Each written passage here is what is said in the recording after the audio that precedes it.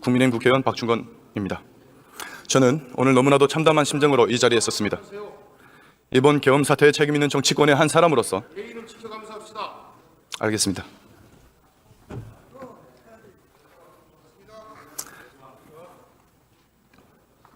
국민께 너무나도 큰 실망과 심려를 끼쳐드린 데 대해서 고개 숙여 깊이 사과드리며 이 국정 혼란을 해소하는 데 책임을 다하겠습니다.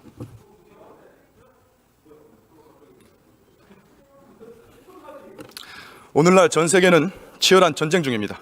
군사, 안보뿐만 아니라 공급망, 수출, 기술 패권에 이르기까지 거대한 글로벌 지각 변동이 일어나고 있습니다. 이러한 환경 가운데 대한민국의 경기는 침체에 빠져들고 산업 경쟁력은 추락하여 중국에 추월당하고 있습니다. 여기에 북한은 핵무장을 하고 러시아 파병으로 국가의 안보 위기는 최고조에 이르고 있습니다. 북한의 해커부도와 간첩들이 사회 곳곳에서 활개치고 있습니다. 이러한 비상 상황에 우리 정치는 도대체 뭘 하고 있습니까? 본연의 책무를 망각하고 분열과 반목, 개인과 정치적, 정파적 이익에만 매몰되어서 유혈이 낭자한 내부 싸움에만 매몰되어 있습니다. 반복하고 있습니다. 오죽하면 우리 경제는 인류, 정치는 사류라고 하겠습니까? 6개월 전까지만 해도 저는 평범한 회사원이었습니다. 이 안타까운 정치 현실을 고쳐보고자 정치에 도전했지만 지난 6개월간 제가 경험한 우리 정치는 사류라는 평가도 과합니다. 국가의 위기 상황에도 민주당은 22대 국회 6개월 내내 입법으로 방탄하고 탄핵으로 보복하고 특검으로 겁박하고 예산으로 목줄을 조이며 정부를 끝도 없이 흔들고 국정을 마비시키고 국헌을 유린했습니다. 어떻게 공당의 대표 한 사람을 방탄하기 위해서 나라를 이토록 쑥대밭으로 만들 수가 있습니까? 이뿐만이 아닙니다. 거대 의석을 앞세워서 핵심 산업 기밀 유출길을 열어주는 국회 증감법, 불법 파업을 조장하는 노란봉투법, 전국민 25만 원 현금 살포법 같은 우리 경제를 무너뜨리고 사회를 분열시키는 수많은 악법들을 강행 처리했습니다. 민주당은 지금 이 시각에도 무려 11개 범죄 혐의를 받고 있는 이재명 대표 한 사람만을 살리고자 폭주를 멈추지 않고 있습니다. 이 과정에서 심각한 국가 기밀들이, 군사 기밀들이 유출되고 언론 길들이기와 가짜뉴스 선동을 일삼고 있습니다. 저는 절대로 계엄을 두둔하는 것이 아닙니다. 분명히 말씀드립니다.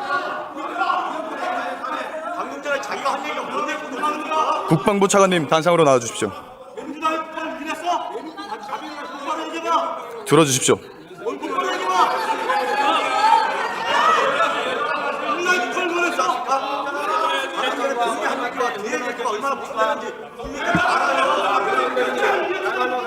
차관님, 최근 비상계엄 관련해서 국방위 현안 질의 중에 전투통제실 위치와 내부 구조, 의원님들, 수방사 비원 벙커 정보, 의원님들 질의 좀 할 수 있게 드론사의 드론 보유 수량, 기존까지 수많은 중대한 군사기밀 정보들이 생중계로 유출됐습니다.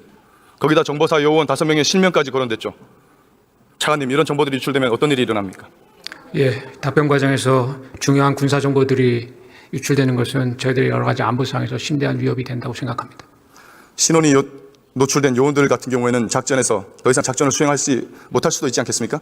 예, 그럴 수 있을 것으로 판단이 됩니다. 그리고 전투통제실 정보 같은 경우에는 북한군 미사일 부대라든가 특작 부대의 비상시 우리군 지휘부의 위치와 침투 경로를 알려주는 그런 일이 일어나지 그런 효과가 있지 않겠습니까? 예, 중요한 임무를 수행하는 인원들입니다. 게다가 민주당은 우리나라가 탄저군 공격에 취약하다는 정보까지 공개했습니다. 북한에 대놓고 우리의 취약점을 공개한 겁니다. 이번 군사기밀 유출 사태는 군과 국회가 모두 엄중하게 받아들여야 됩니다. 몰랐다면 무지한 거고 알고도 그랬다면은 기밀 정보를 적국에 갖다 바치는 행위나 마찬가지입니다. 국방위는 앞으로 질의 내용에 따라서 비공개 보고를 할 수 있도록 조치해 주실 것을 강력 건의드립니다. 예, 알겠습니다. 한독수 국무총리님 단상으로 나와주시기 바랍니다. 총리님, 지난 11월 6일에 민주노총 간부들이 1심에서 중형 15년을 선고받았습니다. 혐의가 뭔지 알고 계십니까? 네, 아마 우리의 그 적국과의 그 통신, 그리고 이렇게 하는 것이 좋겠다라는 뭐 그런 일들을 받은 거 아닌가 싶습니다. 간첩죄였습니다. 21세기 대한민국에 실제 간첩이 존재했습니다. 그것도 민주노총 핵심 간부가 북한 정권의 하수인 노릇을 한 것입니다.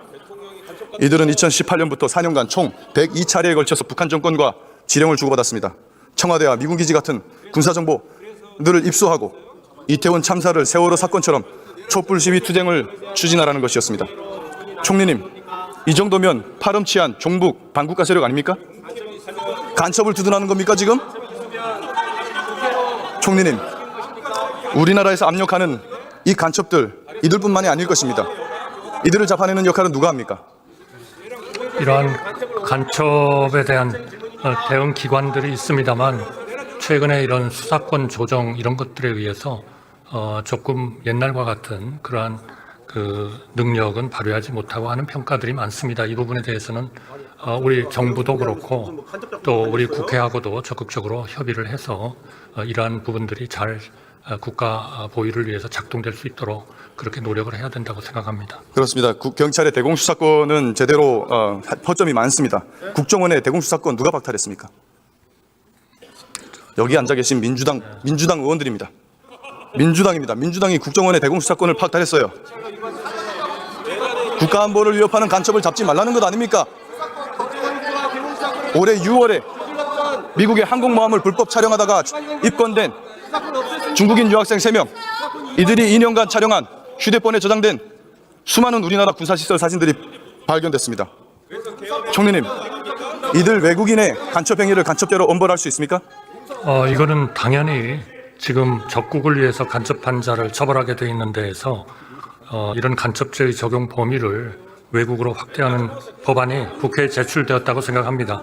개정 필요성에 공감합니다. 구속까지는 해도 간첩죄로 다시 엄벌하기는 어렵습니다.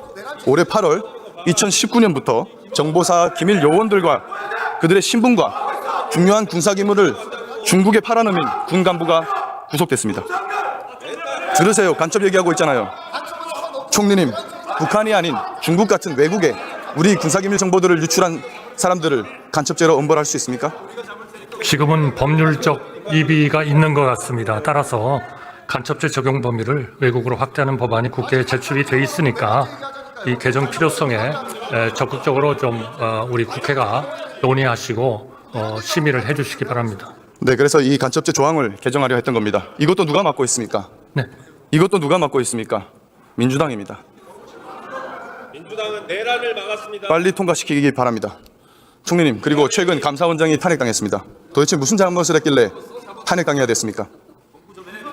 그거는 탄핵 사유에 뭐 적혀 있습니다만 저희는 탄핵이라는 거는 정말 중한 그러한 범죄가 있을 때 일종의 파면에 대한 해당하는 그러한 사법적 절차에 가까운 그런 절차라고 생각합니다. 따라서 감사원장의 이런 그 탄핵으로 인해서 업무가 정지되는 것은 우리 국가 전체의 그러한 그 공직 기강 또 공무원에 대한 그 사정 이런 쪽이 굉장히 어려워지는 거 아닌가. 그래서 이것은 정말 중한 범죄가 아니면 우리 국회에서 국회가 국정이 좀 돌아갈 수 있도록 그렇게 이 탄핵 소추의 발동은 좀 신중해야 하도록 그렇게 검토해 주시기 바랍니다. 길게 답변하셨는데 간단하게 말씀을 드리면 보복 탄핵입니다. 문재인 정부 시절에 벌인 집값 통계 조작, 국가 채무 비율 조작, 서해 공무원 피살 사건 은폐, 사드 기밀 유출을 감사했기 때문에 보복 탄핵 당한 겁니다. 지난 2월에 사상 초유의 대법원 전산망 해킹 사건이 발생했습니다. 헌법상 독립기관이라고 수사당국에 신고하지 않아서 피해를 키웠습니다. 정확한 피해 규모조차 추산할 수가 없습니다. 선관위도 성역이 될 수 없습니다. 선관위가 떳떳하다면 전체 시스템에 대한 보안 점검에 마땅히 응해야 될 것입니다. 총리님, 그리고 이번 계엄 사태 관련해서 민주당은 지상파 3사뿐만 아니라 민영방송인 종편 4사, 보도채널 2사에게까지 계엄 당일 메인 뉴스 큐시트랑 제목을 비롯한 언론 보도 내역 일체 자료를 요구한 바 있습니다. 이런 사실 알고 계셨습니까? 저는 몰랐습니다. 이건 명백한 언론 간섭이자 방송사 길들이기입니다. 심지어 오늘 가방위에는 비상계엄 관련 KBS 현안 질의를 열고 나서 희대 선동꾼 김어준 씨를 불렀습니다. 확인되지도 않은 가짜뉴스를 생중계했습니다. 암살조가 있었고 체포돼 이송되는 여당 대표를 사살한다. 그리고 이걸 북한 소행으로 꾸미려 했다. 이런 말 같지도 않은 가짜뉴스를 생중계했습니다.